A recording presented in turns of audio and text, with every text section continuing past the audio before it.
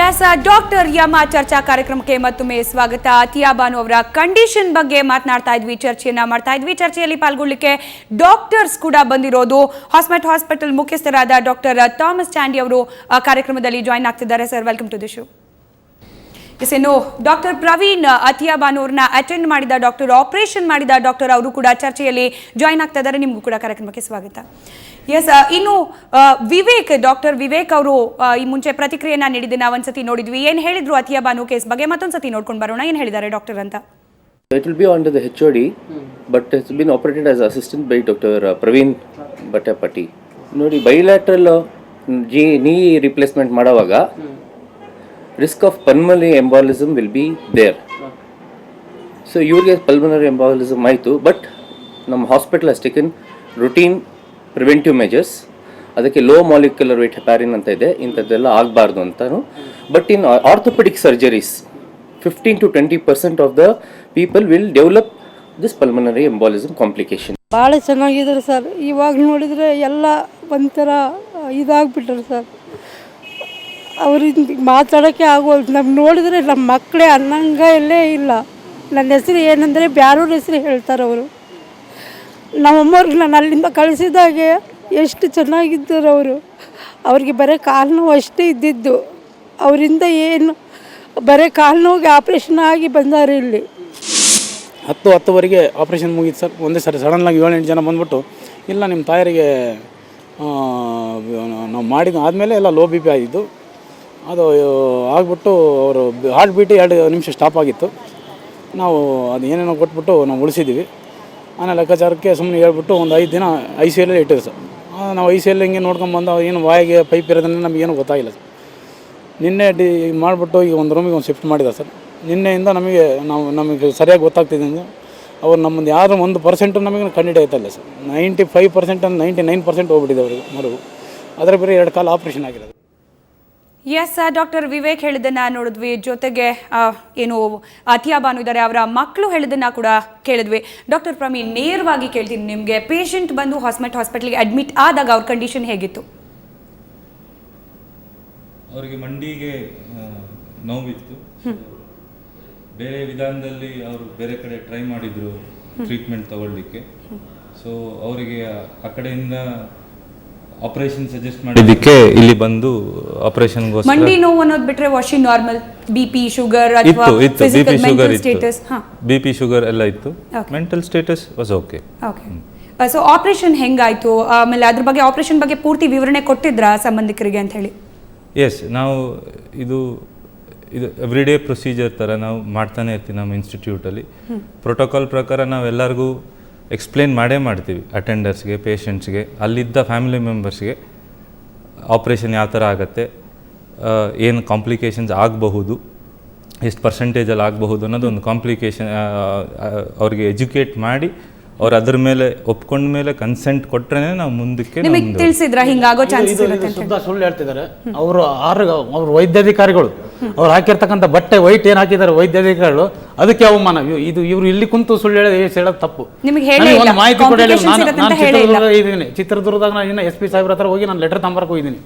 But ಅವ್ರು ಅವಾಗಲೇ ಆಪರೇಷನ್ಗೆ ನಮ್ಮ ತಾಯಿಯಾರು ನಮ್ಮ ಮಿಸ್ಸಸ್ ಅವ್ರ ರಿಲೇಷನ್ ಕಡೆಗೆ ಅಲ್ಲಿಗೆ ತಗೊಂಬಂದ್ಬಿಟ್ಟು ಅವ್ರ ಕಡೆಗೆ ಹೇಳ್ಬಿಟ್ಟು ಫಾರ್ಮ್ ಸೈನ್ ಮಾಡಿಸ್ಕೊಂಡ್ಬಿಟ್ಟು ಮಾಡಿಬಿಟ್ಟು ಅಟ್ಲೀಸ್ಟ್ ನನ್ನ ಫೋನಲ್ಲಿ ನನ್ನ ನಂಬರ್ ಇತ್ತು ಅವ್ರ ಹತ್ರ ಹೇಳ್ಬೋದಾಗಿತ್ತು ಫೋನಲ್ಲಿ, ನೋಡಿ ನಿಮ್ಮ ತಾಯಿಗೆ ಈ ಟೈಪ್ ಮಾಡಿದ್ರೆ ಅಟ್ಲೀಸ್ಟ್ BP ಲೋ ಆಗಿಬಿಟ್ಟು ಹಾರ್ಟ್ ಬೀಟ್ ಸ್ಟಾಪ್ ಆಗಿಬಿಟ್ಟು ನಿಮ್ಮ ಬ್ರೈನಿಗೆ ಎಫೆಕ್ಟ್ ಆಗ್ಬೋದು, ಇಲ್ಲ ಕಿಡ್ನಿನೇ ಹೋಗ್ಬೋದು, ಇಲ್ಲ ಹಾರ್ಟೇ ಹೋಗ್ಬೋದು ಅನ್ನೋದು ಅವ್ರು ಹೇಳಿಲ್ಲ. ನಮಗೆ ಆಪರೇಷನ್ ಆದಾಗಲಿದ್ದ ಅವ್ರು 3 ಸಾರಿ ಕಾಂಟ್ಯಾಕ್ಟ್ ಅರ್ಥ ಮಾಡ್ಕೋಬೇಕಾಗಿರೋದು 2ನೇ ಕಾಲ ಆಪ್ರೇಷನ್ ಆದಮೇಲೆ ಇದಾಗಿದೆ. ನಾವು ಹೇಳ್ತಾ ಇರೋದು ಫಸ್ಟ್ ಆಪ್ರೇಷನ್ ಆದಾಗ 10ನೇ ತಾರೀಕು ಫಸ್ಟ್ ಆಪ್ರೇಷನ್ ಆದಾಗ 9ನೇ ತಾರೀಕು ನಾವೆಲ್ಲ ಹೇಳಿರ್ತೀವಿ. ನಾವು ಅವ್ರು ಒಬ್ಬರೇ ಪರ್ಸನ್ ಅಂತ ಫ್ಯಾಮಿಲಿ ಮೆಂಬರ್ ಯಾರಿದ್ರು ಬೆಡ್ ಸೈಡ್ ಅಲ್ಲಿ. ಫ್ಯಾಮಿಲಿ ಮೆಂಬರ್ ಅಂದ್ರೆ ಯಾರು? ಮಗ ಬರ್ತಾನ, ಹೆಂಡತಿ ಬರ್ತಾಳ, ಇಲ್ಲ ಯಾರು ಸಂಬಂಧಿಕರು ಇದ್ದಾರೆ ಅಲ್ಲಿ ಆ ಟೈಮಲ್ಲಿ. ಯಾಕಂದ್ರೆ ನಮ್ಮಲ್ಲಿ ಹಲವಾರು ಆಪರೇಷನ್ಸ್ ನಡೀತಾ ಇರುತ್ತೆ, ಹಲವಾರು ಪೇಷಂಟ್ಸ್ ಬರ್ತಾ ಇರುತ್ತೆ. ನಾವು ಹೋಗಿ ಮಾತಾಡ್ತೇವೆ. ಎನಿ ಸೆನ್ಸಿಬಲ್ ಪರ್ಸನ್ ಅಟೆಂಡರ್ ಯಾರು, ಚಿಕ್ಕ ಮಕ್ಕಳು ತುಂಬ ವಯಸ್ಕರಿದ್ದರೆ ನಾವು will wait for the respectable attender. Otherwise ಅರ್ಥ ಮಾಡಿಕೊಂಡ್ರೆ ಅವ್ರು ಯಾರು ಪೇಷಂಟ್ಗೂ ಹೇಳಿರ್ತೇವೆ, ಅಟೆಂಡರ್ಗೂ ಹೇಳಿರ್ತೇವೆ. ಆಮೇಲೆ ಅವ್ರದ್ದು ಸಮ್ಮತಿ ತಗೊಂಡ ಮೇಲೇ ನಾವು ಅವ್ರನ್ನ ಆಪರೇಷನ್ ಥಿಯೇಟ್ರಿಗೆ ಕರ್ಕೊಂಡು ಹೋಗ್ತೇವೆ. ಅವರು ಸಮ್ಮತಿ ಕೊಡಲಿಲ್ಲ ಅಂದರೆ ನಾವು ಆಪರೇಷನ್ ಮಾಡಲ್ಲ. ಅದು 10ನೇ ತಾರೀಕು ಅದಾಗಿ 2ನೇ ಆಪರೇಷನ್ ಮುಂಚೆನೂ ಅವರು ಪ್ರೋಗ್ರೆಸ್ ಚೆನ್ನಾಗಾಗಿ ಆಮೇಲೆ ಅವ್ರ ಸಮ್ಮತಿ ಕೊಟ್ಟ ಮೇಲೆನೆ ನಾವು ಅವ್ರ ಫ್ಯಾಮಿಲಿ ಮೆಂಬರ್, ನಾನು ಇವ್ರಂತ ಹೇಳ್ತಿಲ್ಲ, ಇವರ ಫ್ಯಾಮಿಲಿ ಮೆಂಬರ್ಸ್ಗೆ ನಾವು ಮಾತಾಡಿ ಕನ್ಸೆಂಟ್ ತಗೊಂಡು ಫ್ಯಾಮಿಲಿ ಮೆಂಬರ್ ಯಾರು ಸ್ವಂತ ಮಗ ಮಗಳನ್ನೇ ಅವ್ರು ಇರಬೇಕು, ಟೈಮಲ್ಲಿ ಇರಬೇಕು. ನಾವು ಹಿಂದಿನ ದಿನ ನಾವು ಕನ್ಸೆಂಟ್ ತಗೊಂಡಾಗ ನಾವು ಅವ್ರು ಇರಬೇಕು. ನಾವು 1 ನಿಮಿಷ ಅಂತಲ್ಲ, ಅವ್ರಿಗೆ ಟೈಮ್ ಕೊಟ್ಟಿರ್ತೇವೆ, ನೀವು ಬನ್ನಿ ಮಾತಾಡಿ ಅಂತ. ಆ ಟೈಮಲ್ಲಿ ಬಂದು ನಾವು ಕನ್ಸೆಂಟ್ ತಗೊಂಡ ಮೇಲೆನೆ, ಈಗ ಅವ್ರ ಕಡೆ ನೋಡ್ಕೊಳ್ಳೋರು ರೆಸ್ಪಾನ್ಸಿಬಲ್ ಅಡಲ್ಟ್ ಇದ್ದರೆ ನಾವು ಅವ್ರ ಕನ್ಸೆಂಟ್ ತಗೊತೇವೆ. ಈಗ 5 ದಿವಸ ಅವ್ರು ನೋಡ್ಕೊಂಡಿರೋರು ಅವರು ಮಾತಾಡಿ ಪೇಷಂಟ್ ಜೊತೆ ಕನ್ಸೆಂಟ್ ಕೊಡ್ಬೋದು. ನಾವು ಹೇಳ್ತೇವೆ ಅನಿವಾರ್ಯ ಕಾರಣವಾಗಿ ಅವ್ರು ಆ ಟೈಮಲ್ಲಿ ಇಲ್ಲ ಅಂತಂದರೆ ನಾವು ಅವ್ರ consent, any adult related can give consent. ಅವ್ರು ಕೊಟ್ಟ ಮೇಲೆ even the patient can give the consent. ಅವ್ರು ಹ್ಞೂ ಅಂದ ಮೇಲೇ it's not that patient is unconscious. ಅವ್ರಿಗೆ ಗೊತ್ತಿಲ್ದಂಗೆ ನಾವು ಕರ್ಕೊಂಡೋಗಿಲ್ಲ. ಅವ್ರ ಸ್ಥಿತಿದ ಮಿತದಲ್ಲಿ ಇದ್ದಾಗ ಕೇಳಿ ಕೇಳ್ಬೇಕಂತಿದ್ದೇನೆ ಪ್ರವೀಣ್ ಸರ್ಗೆ. ನಾವು ಬಂದಿದ್ದ ದಿವಸ ಸ್ಟಾರ್ಟಿಂಗ್ ನಾವು ಬಂದು ಅಡ್ಮಿಷನ್ ಮಾಡಿದ್ವಿ. 3,60,000 ರೂಪಾಯಿ ಅಮೌಂಟ್ ಆಗುತ್ತೆ ಅಂತ ಹೇಳ್ಬಿಟ್ಟು ನಮ್ಮ ಹತ್ರ ಒಂದು SP ಸಾಹೇಬ್ರ ಕಡೆಯಿಂದ ಲೆಟರ್ ತಗೊಂಬಂದ್ರೆ ಅದು ತಗೊಂಬರಕ್ಕೆ ನಾವು ಹೋದ್ವಿ. ಫಸ್ಟ್ನೇ ಆಪರೇಷನ್ ನಾವು ಇದ್ದಿಲ್ಲ, ನೀವೇ ಕರ್ಕೊಂಡು ಹೋಗಿದ್ರಿ ಆಲ್ರೆಡಿ. ಇಲ್ಲ, ಒಂದ್ ನಿಮಿಷ ಇರ್ಲಿಲ್ಲ, ಅದು ನಮಗೆ ಅಲ್ಲ, ಒಂದ್ ನಿಮಿಷ ಕನ್ಸೆಂಟ್ ತಗೊಂಡು ಸರ್, ಒಂದ್ ನಿಮಿಷ ನನ್ನ ಮುಗಿಲಿ. ಹೋದಾಗ ಆಪರೇಷನ್ ಆಗಿತ್ತು. ಆಪರೇಷನ್ ಆಗಿದ್ರೆ ಈಗ ಹೆಂಗೋ ನಮ್ಮ ತಾಯಿ ಕಾಲು ಚೆನ್ನಾಗುತ್ತೆ ಅಂತ ಹೇಳ್ಬಿಟ್ಟು ಚೆನ್ನಾಗಿ ಮಾಡಿದ್ದಾರೆ, ಓಕೆ ಆಯಿತು. ಅವತ್ತು ರಾತ್ರಿ ವಾರ್ಡಿಗೆ ಶಿಫ್ಟ್ ಮಾಡ್ತಾರೆ ಇವರು.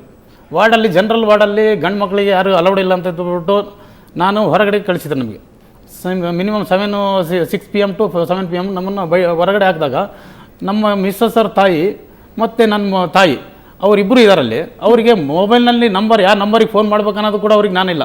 ಅಷ್ಟು ಮುಂದೆ ಅವ್ರು ಹಿಂದೆ ಇರ್ತಕ್ಕಂಥವ್ರು. ಅವರಿಗೆ 11 ಗಂಟೆಗೆ ಇವ್ರಿಗೆ ಕೇಳಿ ಮೇಡಮ್, ಫಸ್ಟ್ ಆಪರೇಷನ್ ರಾತ್ರಿ 10 ಗಂಟೆಗೆ 11 ಗಂಟೆಗೆ ಒಂದು ಇಂಜೆಕ್ಷನ್ ಖಾಲಿಯಾಗಿದೆ. ಅದು 10ರಿಂದ 12 ಗಂಟೆವರೆಗೆ ಆಪರೇಷನ್ ಬೆನ್ನಿಗೆ ನರ್ವ್ ಕೊಡ್ತಾರೆ ಇವರು. ಅದು ಖಾಲಿ ಆಗಿದೆ, ಅದು ಇನ್ಫಾರ್ಮ್ ಮಾಡಿದ್ದಾರೆ ಅವರು. ವಾರ್ಡಲ್ಲಿ ಇರ್ತಕ್ಕಂಥ ಸಿಸ್ಟರ್ಗೆ 1ರಿಂದ 15 ಸಾರಿ ಕೂಡ ಅವರು ಇನ್ಫಾರ್ಮ್ ಮಾಡಿದ್ದಾರೆ. ಬಟ್ ಇವರು ಯಾರು ಬಂದಿಲ್ಲ. ಡಾಕ್ಟರ್ಗೂ ಇನ್ಫಾರ್ಮ್ ಮಾಡಿದರೆ ಅವರು ಬಂದಿಲ್ಲ. ಆಪರೇಷನ್ ಥಿಯೇಟರ್ದಿಂದ ಇನ್ಫಾರ್ಮ್ ಮಾಡಿದರೆ ಅವರು ಬಂದಿಲ್ಲ. ಅಲ್ಲಿ ಬೆಳಿಗ್ಗೆ 9 ಗಂಟೆ 20 ನಿಮಿಷಕ್ಕೆ ಬಂದಿರೋದು ಇವರು. 9 ಗಂಟೆ 20 ನಿಮಿಷಕ್ಕೆ ಬಂದು ಅವಾಗ ನರ್ವ್ ಕೊಡ್ತಾರೆ. ಅವಾಗೆಲ್ಲ ರಾತ್ರಿ ಎಲ್ಲ ಕೈ ಕಾಲು ಒದ್ದಾಡಿರೋದು. ಆ ಆಪರೇಷನ್ ನೋವಿಗೆ ವಿಚಿತ್ರ ನೋವಾಗ್ಬಿಟ್ಟು ನರ್ವಸ್ ಆಗಿದ್ದಾರೆ ಅವರು. ಆ ನರ್ವಸ್ ಆಗಿದ್ದು ಎರಡು ಬಾಟ್ಲ್ ಬ್ಲಡ್ ಏರಿಸಿದ್ದಾರೆ ಇವರು. 2 ಬಾಟ್ಲ್ ಬ್ಲಡ್ ಏರಿಸಿದ ಮೇಲೆ 3 ದಿನ ಬಿಟ್ಟು ಇನ್ನೊಂದು ಆಪರೇಷನ್ ಮಾಡೋದಾಗತ್ತಿತ್ತ. ಇನ್ನೊಂದು 3-4 ತಿಂಗಳು ಬಿಟ್ಟು ಇವರು ಹೇಳ್ಬೋದಾಗಿತ್ತು, ಅಡ್ವೈಸ್ ಮಾಡ್ಬೋದಾಗಿತ್ತು ನಮಗೆ. ಯಾಕೆ ಆ ಇನ್ಸೂರೆನ್ಸ್ದು ಏನಾದ್ರು ದುಡ್ಡು ಬಳಸ್ಕೊಳಕ್ಕೋಸ್ಕರ ಇದು ಮಾಡಿದ್ರ, ಅಥವಾ ಇದು ಇವರಲ್ಲೇ ಚರ್ಚೆ ಇದೆ. ಇಲ್ಲ, ಇವ್ರು ಹೇಳ್ತಾರೆ ಇವಾಗ, ಇಲ್ಲ ಅರ್ಥೋಪೆಡಿಕ್ ನಂದೇನಿಲ್ಲ, ಕರೆಕ್ಟ್ ಮಾಡಿದ್ದೀನಿ. ಫಸ್ಟ್ ಸ್ಟಾರ್ಟಿಂಗು ನಿಮ್ಮ ಸುವರ್ಣ ನ್ಯೂಸ್ನವ್ರು ಫೋನ್ ಮಾತಾಡಿದಾಗ ನಾನೆಲ್ಲ ಮಾಡಿರೋದು ಆಪರೇಷನ್. ಇವ್ರು ಕೇಳಿ, ಇಲ್ಲಿ ಈ ಕ್ವಶನ್ ಕೇಳ್ಬೇಕು ನೀವು. ನಾನೆಲ್ಲ ಆಪರೇಷನ್ ಮಾಡಿರೋದು ಕ್ಯಾಂಡಿಸ್ ಅವರು, ನಾನು ಬರೀ ಅಸಿಸ್ಟೆಂಟ್ ಅವರು ಅಂತ ಹೇಳಿದ್ದಾರೆ. ಆಪರೇಟ್ ಮಾಡಿದವ್ರು ಯಾರು, ಯಾವ್ಯಾವ ಡಾಕ್ಟರ್ಸ್ ಇದ್ರು ಆಪರೇಟ್ ಮಾಡ್ತಾ? ಫಸ್ಟ್ ಆಪರೇಷನ್, ಸೆಕೆಂಡ್ ಆಪರೇಷನ್ ಅಲ್ಲಿ ಈ ಆಪರೇಷನ್ ಯಾವುದೇ ಆಪರೇಷನ್ ಆದ್ರೂ ಒಂದು ಟೀಮ್ ಅಂತ ಬೇಕು. ಒಂದೇ ಲೀಡ್ ಡಾಕ್ಟರ್ ಅಂತ ಯಾರೋ ಇರ್ತಾರೆ, ಅವರ ಸೂಪರ್ವಿಷನ್ ಅಲ್ಲಿ ಎಲ್ಲರೂ ಮಾಡೋದು. ಎಲ್ಲರಿಗೂ ಗೊತ್ತಿರೋ ವಿಚಾರ ಯಾರಿದ್ರು ಅಲ್ಲಿ ಅಂತ. I am the leader of the team. Right, ನಾನಿದ್ದೆ. ನೀವಿಬ್ರು ಇದ್ರಿ, ಪ್ಲಸ್ ನಮ್ಮ ಅಸಿಸ್ಟೆಂಟ್, ಒಬ್ಬ ಸ್ಕ್ರಬ್ ನರ್ಸ್ ಎಲ್ಲ ಇದ್ರು. ಓಕೆ, ಹೇಳಿ ಏನಾಯ್ತು ಎಕ್ಸಾಕ್ಟ್ಲಿ? ಏನಾಯ್ತು ಆಪರೇಷನ್ ಟೈಮಲ್ಲಿ? ಏನೂ ಕಾಂಪ್ಲಿಕೇಶನ್ ಅಂತ ಬರಲೇ ಇಲ್ವಾ? ಕಾಂಪ್ಲಿಕೇಶನ್ ಏನಿಲ್ಲ. ಡ್ಯೂರಿಂಗ್ ಆಪರೇಷನ್ ಆದಮೇಲೆ patient was awake. This was a spinal anesthesia, not a full body anesthesia. Okay. After the operation, patient was talking during the operation. Mardatani. And after operation admela X-ray ಮಾಡಿದ್ರು. During X-ray time, temporarily BP dropped. So corrective action ಮಾಡಿದ್ರು, and patient was shifted to ICU. Now it is since the 15th, patient is to more rapid recovery. She's talking, she is doing fine. This is a condition called pulmonary embolism. It can happen in any. ಅವರಿಗೆ ಮಕ್ಕಳನ್ನು ಗುರುತಿಸೋಕೆ ಆಗದೆ ಇರೋ ತರ ಸ್ಥಿತಿ ಬಂದಿದ್ದು ಯಾಕೆ ಅಂತ ಹೇಳಿ ಸಿಂಪಲ್ ಆಗಿ ನಮಗೆ ಅರ್ಥ ಆಗೋ ತರ ಹೇಳಿ.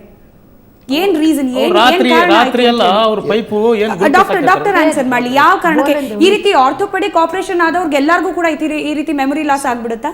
ಅಂದ್ರೆ ಈಗ ಪಲ್ಮನರಿ ಎಂಬೋಲಿಸಮ್ ಅಂತ ಏನು ಡಾಕ್ಟರ್ ಚಾಂಡಿ ಹೇಳಿದ್ರು,